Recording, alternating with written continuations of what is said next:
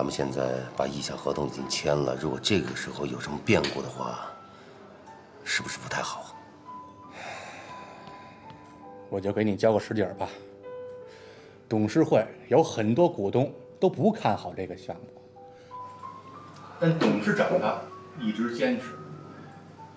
现在董事长都不坚持了，自然会有人站出来提反对意见了。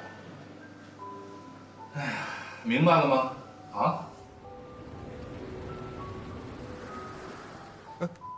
咱不谈工作，今天就是喝酒聊天，然后咱们再去放松一下。好就。来，来。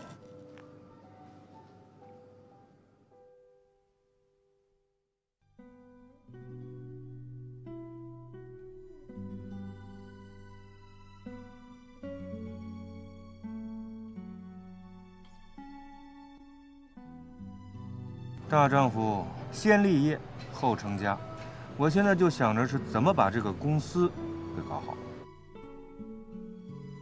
唐敏熙不跟进这件事儿，这不是等着早晚黄摊吗？不仅你需要敏熙，我们的公司也需要敏熙。只要敏熙在，他老爹的资金就会源源不断地进入我们的公司啊！你不能再像那些愣头青一样重新创业一遍吧？30几岁的人了，还有多少这样的机会啊？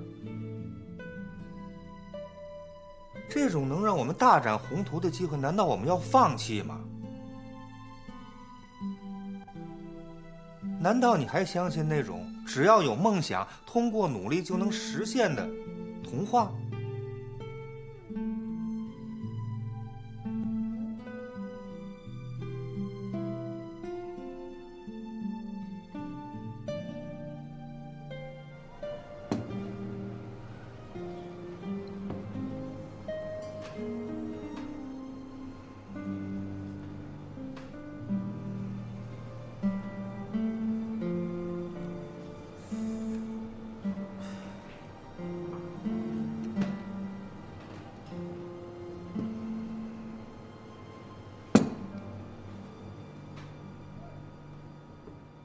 这项目这么下马了，总得给公司的人有个交代吧？怎么交代？